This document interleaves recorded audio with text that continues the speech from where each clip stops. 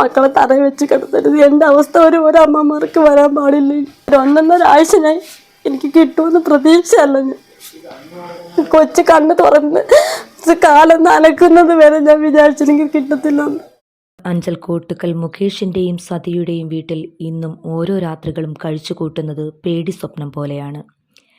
ഈ കഴിഞ്ഞ മാർച്ച് 14 രാത്രി അമ്മുമ്മയുടെ കൂടെ മുറിയിൽ പായ വിരിച്ചു തറയിൽ കിടന്നുറങ്ങിയിരുന്ന മുകേഷ് സതി ദമ്പതികളുടെ മകളെ പാമ്പ് കടിച്ചു. സുരേഷ് വന്നപ്പോൾ പറഞ്ഞത് ഇതുപോലെ കൈ നമ്മുടെ ശരീരത്തെ എവിടെ ഇത് ഈ പാമ്പ് കടിച്ചാൽ ഏത് ഭാഗത്ത് കടിച്ചാലും ഈ ബ്ലഡ് വരുക അങ്ങനെ ഒന്നും ചെയ്യത്തില്ല. പിന്നെ മുറിവൊന്നും ഉണ്ടാവത്തില്ല. കടിച്ചടോ അറിയത്തില്ല. ഈ നീരും വരും, അതുപോലെ തന്നെ നെഞ്ചിനകത്ത് വെപ്രാളം വരും.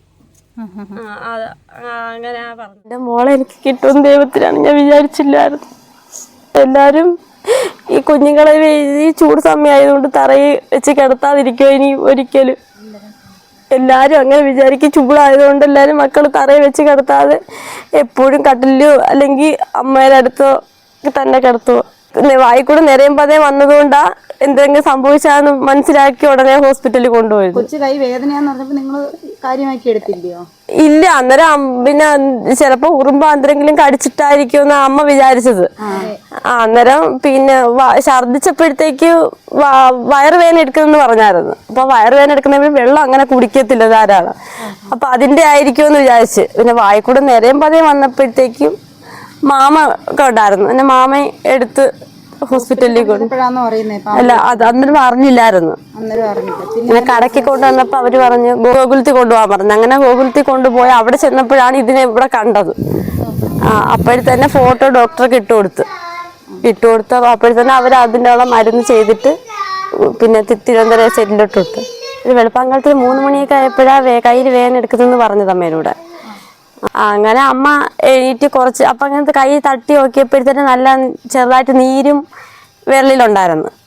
അപ്പോഴത്തെ അങ്ങനെ അവൾ പറഞ്ഞ് അവൾക്ക് മുറ്റത്ത് പോകണമെന്ന് പറഞ്ഞ് മുറ്റത്ത് ഇറങ്ങിയപ്പോൾ പിന്നെ 2-3 വട്ടം അങ്ങ് ഛർദ്ദിച്ച് അത് കഴിഞ്ഞ് പിന്നെ വായിക്കൂടെ നിറയുമ്പോൾ അതൊക്കെ വന്ന് അപ്പോഴത്തന്നെ ഹോസ്പിറ്റലിൽ കൊണ്ടുപോയി. ഇവിടെ തന്നെയാണ് കിടക്കുന്നത്. അവളെ അമ്മാമ്മയുടെ അടുത്താണ് കൂടുതലും കിടക്കുന്നത്. അപ്പം ഇവിടുത്തെ അമ്മ അവിടെ നിൽക്കുന്ന അമ്മ ഇവിടെ കട്ടില് കിടക്കും. ഇവർ രണ്ടുപേരും ഈ ഇത്ര സ്ഥലത്ത് ഒത്തിരി കട്ടിലോട്ട് കയറി കിടക്കുന്നു പറഞ്ഞാൽ പോലും അമ്മാമ്മയെ വിട്ട് അങ്ങനെ മാറി കിടക്കത്തില്ല. അങ്ങനെ അവളിങ്ങനെ ഈ സൈഡിലും അമ്മ ആ അലമാരുടെ സൈഡിലും ആയിരുന്നു കിടന്നിരുന്നത്. എത്ര ദിവസം ചേച്ചി മോളെ കൊണ്ട് ഹോസ്പിറ്റലിൽ കിടന്നു? 10-25 ദിവസം കിടന്നു. 25 ദിവസം വെന്റിലേറ്ററിലായിരുന്നു. വെന്റിലേറ്ററിലായിരുന്നു. അപ്പൊ കുട്ടി ഇപ്പം എല്ലാം ഓക്കെ ആയോ? ഓക്കെ ആയി വരുന്നുണ്ട്. നടക്കാൻ ഒത്തിരി ബുദ്ധിമുട്ടുണ്ട്.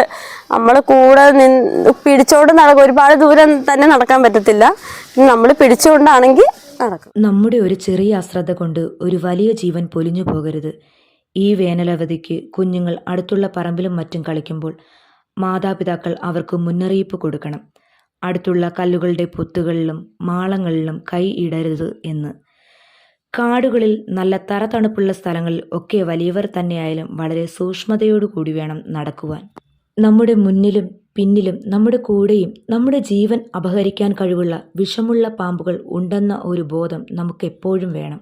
കുഞ്ഞുങ്ങളായാലും വലിയവരായാലും തന്നെ എന്തോ കടിച്ചു വേദന എന്നൊക്കെ പറയുമ്പോഴും സാരമില്ല, ചിലപ്പോൾ ഉറുമ്പ് കടിച്ചതാവും, എന്തെങ്കിലും കൊണ്ട് ചെറുതായി മുറിഞ്ഞതാണെന്നും തോന്നിയതാണെന്നും നമ്മളൊക്കെ ചിലപ്പോഴെങ്കിലും പറയാറുണ്ട്.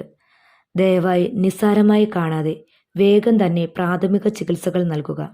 അതുപോലെ തന്നെ പാമ്പ് കടിയേറ്റ് ചികിത്സ കഴിഞ്ഞാലും സാധാരണ ജീവിതത്തിലേക്ക് എത്തണമെങ്കിൽ ഒരുപാട് സമയമെടുക്കും. ശാരീരികമായും മാനസികമായും തളർന്ന ഒരവസ്ഥയിലായിരിക്കും. അതിൽ നിന്നും മുക്തി നേടണമെങ്കിൽ നമ്മുടെ പ്രിയപ്പെട്ടവരിൽ നിന്നുമുള്ള സമീപനം മാത്രമാണ് വേണ്ടത്. സ്നേഹത്തോടെയുള്ള പെരുമാറ്റം കൂടിയേ തീരൂ. ഈ വീഡിയോ ഇഷ്ടപ്പെട്ടുവെങ്കിൽ നിങ്ങൾ ലൈക്ക് ചെയ്യണം, കമൻറ്റ് ചെയ്യണം, അതുപോലെ തന്നെ ഷെയർ ചെയ്യാൻ മറക്കല്ലേ. നിങ്ങളുടെ പ്രോത്സാഹനമാണ് നമ്മുടെ വീഡിയോയുടെ ശക്തി. അപ്പോൾ അതുപോലെ തന്നെ വേറൊരു കാര്യം കൂടി, ഈ ചാനൽ സബ്സ്ക്രൈബ് ചെയ്യാത്തവരാണെങ്കിൽ ഈ ചാനൽ ഒന്ന് സബ്സ്ക്രൈബ് ചെയ്തേക്കൂ.